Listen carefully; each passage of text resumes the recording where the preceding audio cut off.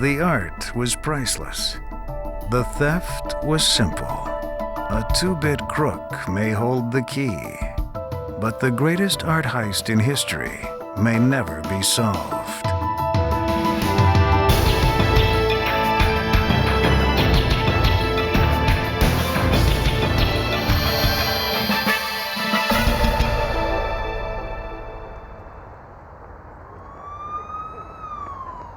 St. Patrick's Day weekend, 1990.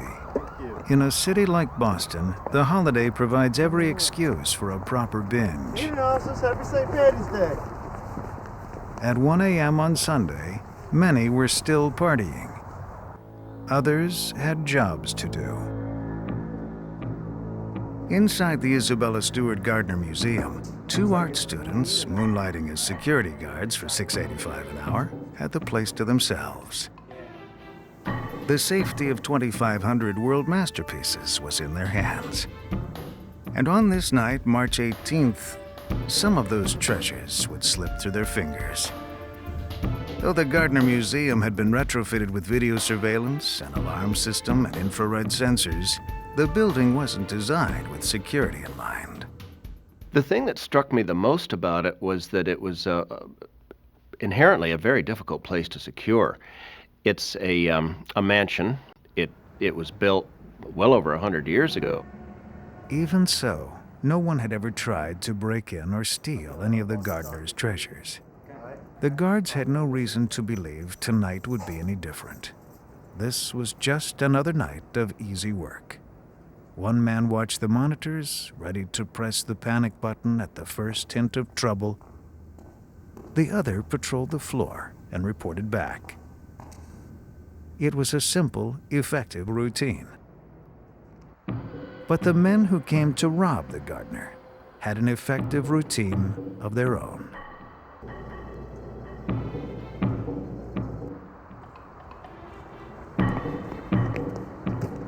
Open the door, Boston PD. The guard, surprised at the pounding, was doubly surprised to see it was the police. Bob, can I get you to come on down here? 10-4, copy that. Something kind of odd going on. Roger, I'll be right there. I'm on my way. The officer told the bewildered guard that someone from the museum had reported a disturbance. I didn't report any disturbance The here. guard tried to convince the officers that everything was in order. The police insisted on checking out the museum themselves. The criminal plan of the thieves, using the two bogus police officers to enter the Gardner Museum, was quite simple and quite easily executed. The Gardner Museum could have been as secure as Fort Knox, but that does no good if the guard's going to let the thief in. Even the most finely tuned security system can be undone by the simplest human miscalculation. Once the entrance was breached, the chain of events was set into motion. The officers deftly caught the men off guard by demanding to see their identification. How do we know you're not the disturbance? Why are you inside here right now? Right now. The young men hardly knew what hit them. In a flash, they were incapacitated and hauled to the basement. Take it easy. Get your hand up there. Shut up! Get your hand up there! Help! Shut up!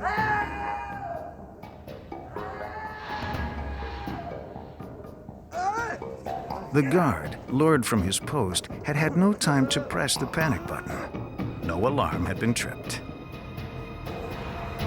The intruders must have known about the surveillance system because they quickly put it out of commission. They turned the cameras to face the wall and dismantled the printer that recorded activity from the sensors in every room. It was well planned. They knew how many guards were on duty. They knew where the videotape machine was and to take the tape. The Isabella Stewart Gardner Museum was now under their complete control. It was just after 2. The dangerous part was over. No one knew the intruders were in the museum, and the morning guard wasn't due until 7. That gave them hours to perform their illicit task. As bold as the thieves were, they didn't make the most of their opportunity. They had the whole museum to themselves in the dark of night. They could have pulled a truck up and removed $1 billion worth of art, and instead they took a few valuable things and left behind an extraordinarily valuable assortment of paintings that, fortunately, are still there. Despite their expertise at breaking in, they seemed somewhat at a loss for which pieces to take or how to take them. Rembrandt's only seascape, Storm on the Sea of Galilee, was sliced out of its frame with a dull knife. The same fate awaited Rembrandt's Lady and Gentleman in Black. They also took a painting by Vermeer. In their assault of the Gardner, they helped themselves to a small self-portrait of Rembrandt and some less valuable works, including a 3,000-year-old Chinese vessel and the finial from a Napoleonic battle flag. There seemed no rhyme or reason behind the choices they made. The sensors in each room indicated they'd spent 2 hours moving about the museum. Given that amount of time, the devastation of the paintings was all the more senseless. Although it's considered by many people the art crime of the century, and in terms of value and in terms of sort of impact it is, if you look at the details of it, it was also a botched crime. It was a crime in which a lot of good works of art that were there for the taking were missed, and artwork that was taken was cut from its frames, which is obviously not something you want to do with irreplaceable Rembrandts. The thieves' behavior suggested they weren't acting alone. What I suspect from that is that the robbers were recruited as robbers. My guess is they'd never done an art theft before. I very much suspect that there were other people behind the theft besides the 2 bogus police officers. When it was over, the thieves made off with 13 objects, estimated worth $200 to $300 million. Sunday morning, 7 a.m., March 18th, 1990. The daytime guard at the Isabella Stewart Gardner Museum was puzzled when the night guards didn't come to the door. He waited until the maintenance man arrived. Neither had a key. They knew something wasn't right. Where were the guards?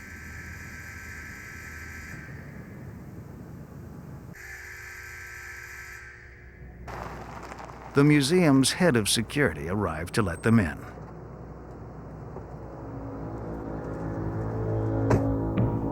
His quick inspection of the rooms revealed no guards, missing artwork, and big trouble. He rushed to call the police. After their rescue, the guards gave their accounts of the night before. But it all happened too fast. Their descriptions of the thieves were hopelessly sketchy. Police sought better clues elsewhere in the museum. The thieves had been sloppy in removing the art. Detectives hoped they had been careless enough to leave a fingerprint or more. But no traces of their identities remained. Investigators would have to widen the search. After an art theft takes place, there are several things you do, and 2 important things which come to mind are, number 1, to look to your network of underworld informants, and number 2, to try to catch up with the stolen objects and use them to work your way back toward the thieves. Though the Gardner Museum and all its treasures are private property, art theft is a federal crime, the FBI's domain. Agents wasted no time comparing this theft to similar ones and gathering a list of suspects. They trusted that their network of informants would bring some other names to light. A heist this big couldn't stay secret. The small museum offered a $1 million reward for any information leading to the return of the artwork, an unprecedented sum 4 times higher than any reward ever offered. But then, this was the biggest art theft of all time. If stolen artwork isn't recovered within a few days, it can vanish for decades, or forever, as it's sold to unwitting buyers and ends up in private collections. Agents needed to cover a lot of ground very quickly. They visited galleries and auction houses to see what they could find in terms of tangible goods or idle gossip. Despite all their efforts, they found nothing. That wasn't entirely surprising. Some paintings are simply too conspicuous to sell. I think we have to ask ourselves why at the high end they would bother with a Vermeer painting, which most people would call unfensible. No criminal would touch it because there's only 30-some-odd Vermeers in the world, and therefore they're very noticeable. It's like everybody knows where each one of them is supposed to be. Sometimes famous works are stolen simply in order to ransom them back to the museum for the insurance or reward money. If that was the robbers' game, they had wasted their efforts. Though the $1 million reward was only a fraction of the art's value, the museum was unable to increase it. Then it shocked everyone when it revealed that the artwork wasn't even insured. And I begin with a bid of $500,000. Throughout the 80s, art prices skyrocketed. So did insurance premiums. The Gardner simply couldn't afford the coverage its collection deserved. Without insurance, the museum could offer no more incentive for the return of the art. The reward money did appeal to tipsters. One informant mentioned the name of a man with mob connections and his partner. But when agents tracked them down, they learned that one had been found in the trunk of a Cadillac, tied up, stabbed multiple times, and with a plastic bag over his head. The other had died of heart disease. Authorities were literally at a dead end. The clock was running. Authorities believed the art would keep changing hands between shady sellers and naive buyers, erasing the trail of the real thieves. As the months crept by, authorities feared that the Gardner Hall was destined to be part of the 75% of stolen art that is never recovered. Then, 7 years after the crime in 1997, the FBI convinced the museum's supporters to pool their resources, enabling the desperate Gardner Museum to increase the reward from $1 million to $5 million.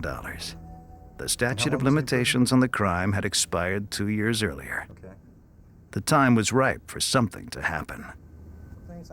While researching an unrelated story, Boston Herald reporter Tom Mashberg got a tip that a man named Miles Connor was involved with the Gardner caper. Now, if you're from Massachusetts or you're familiar with any of the sort of recent crime lore of the Boston area, the one name that rings a lot of bells is Miles Connor. Miles is sort of famous for being a very successful art thief. Well, I guess he's not that successful because he spent a lot of time in jail. In fact, Connor was in prison when the Gardner heist occurred. Mashberg learned that he had a friend, William Youngworth. Youngworth was an antiques dealer with 11 aliases and a 10-page felony record. He was under investigation by the FBI for firearms and drug charges. Youngworth also had in his possession a museum piece that authorities knew Connor had stolen years earlier. Mashberg started writing about Youngworth's connection to Connor and possibly to the Gardner crime. Youngworth wasn't happy about it. Well, after 2 or 3 articles appeared in which we really put some pressure on him and caused him a lot of sort of discomfort by putting his name out in the public arena, he called me up directly at the paper and yelled at me and told me to stop writing all these lies about him. But as they talked, Youngworth must have realized that the press, and especially Mashberg, could be his greatest ally. On August 18, 1997, Mashberg received an anonymous call asking him to meet a stranger in the middle of the night. Mashberg knew this had something to do with Youngworth and the art. So I met that person, and we took a long, circuitous drive through a dark warehouse district somewhere within an hour's drive of Boston. Youngworth had said he could broker the return of the artwork in exchange for the reward money and immunity from prosecution.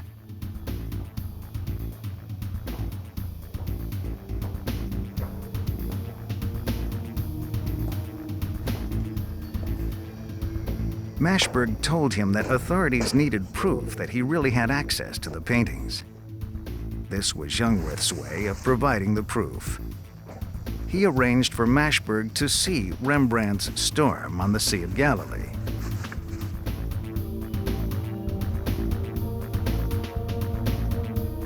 And the person shone the flashlight right on the signature as if to sort of say, ta-da, see, here it is. The signature Rembrandt that proves that we have the art.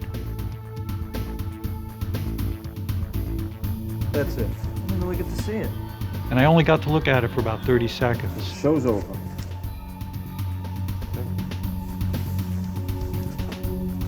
The painting was quickly returned to its tube. Mashberg was escorted out of the warehouse and into a waiting cab.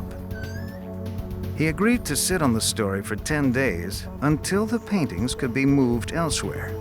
Mashberg is convinced he saw the real thing. But the reason why I don't believe it was a fraudulent painting is very simple. There's no way on earth that the gardener would give $5 million for a fraudulent painting. The only way they would give the $5 million is if the painting could be authenticated. And if the painting was a fraud, what was the point of showing it to me, other than to fool me? There was no point in that. Mashberg broke the story 10 days later. He wrote that Youngworth could broker the return of the art in exchange for the $5 million reward, his own immunity, and Connor's early release from prison. Deals like that were becoming Miles Connor's trademark. It wouldn't be the first time Connor used stolen art to buy his freedom. In 1975, he brokered the return of a Rembrandt stolen from the Boston Museum of Fine Arts years earlier. It occurred to him that he might be able to leverage himself out of this problem with the law and get himself less jail time if he could be responsible for helping return a piece of stolen art. Well, of course, he stole the art first and then returned it, which is not exactly what I suppose the authorities have in mind. And in exchange for the return of the painting, he was given a far shorter sentence.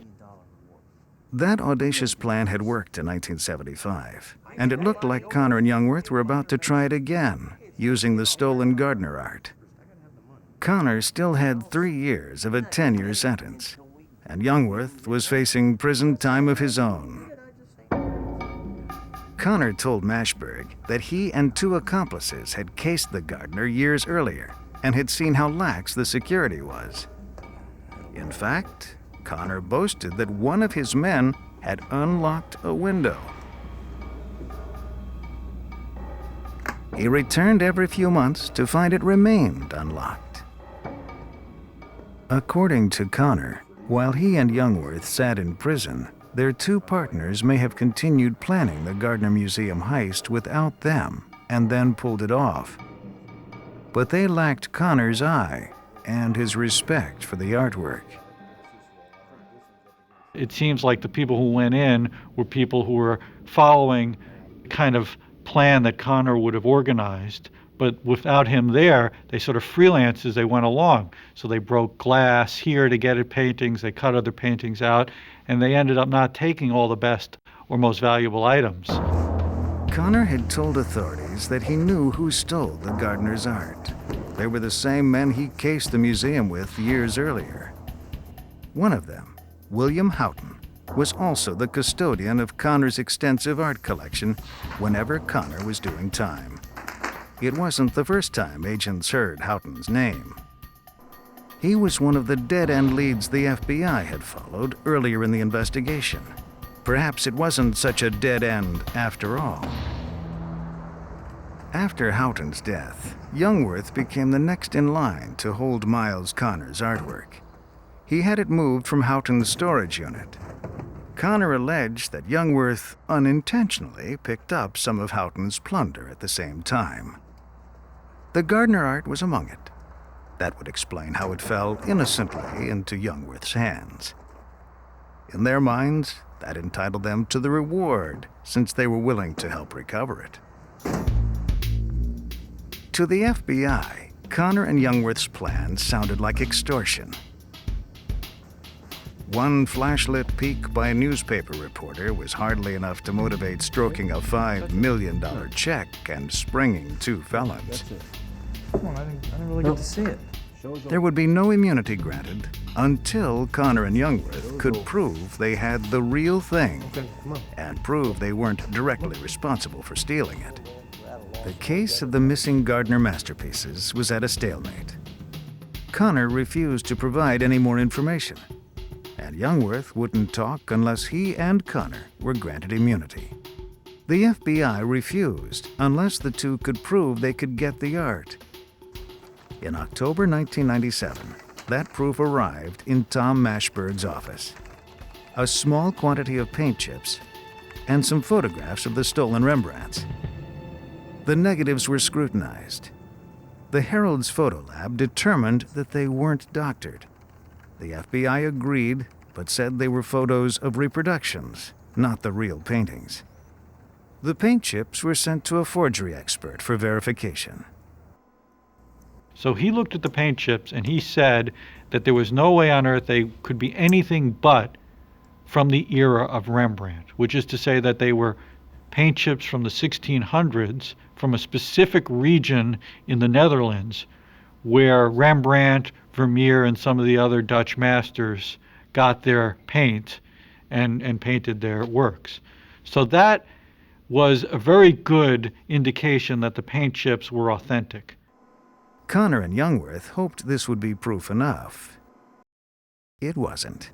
When the FBI tested the chips, they determined that they didn't match the ones left at the scene of the crime. Agents had no way to test them against the missing Vermeer, which they may actually have been from. The case was back to square one. Everybody had a different agenda. The criminal's agenda was to get the $5 million reward. My agenda as a journalist was to get a good story. The Gardner's agenda, of course, was to get its art back. But the feds and their agenda was to make an arrest, to solve the crime. They required more and more proof, eventually asking Connor and Youngworth to present one of the stolen pieces. Well, when we talked to the lawyers said that that would be foolhardy, because the minute Youngworth or somebody associated with him produced an item, they would swoop in, they would arrest him, they would indict him for extortion, and the story would fall apart. Connor and Youngworth didn't take the bait, and the negotiations, so promising a few weeks earlier, now began to break down. Connor insisted that the window of opportunity was closing. The time to act was now. But the FBI held its ground, demanding more proof. The two sides were at loggerheads. Communication stopped. In the end, everyone lost. Connor served his full sentence, and Youngworth went back to prison on unrelated charges. Neither would see a penny of the $5 million reward. In the Isabella Stewart Gardner Museum, empty frames hang on the wall, garnering as much notice, perhaps, as the artwork they once contained. The only winner, it seems, is Tom Mashberg, who got his good story after all, even if it's a tragedy. I think that the offer was genuine, and had everybody just followed through by granting the criminals immunity and by guaranteeing the transfer of the reward money, I think those paintings would have been returned. The possibility remains that Youngworth and Connor never really had the paintings at all. Officially, the crime is still unsolved. Removed from the rarefied atmosphere of a museum, it's likely that the paintings may no longer exist or are damaged beyond all repair. The gardener's stolen treasures may be lost to the entire world.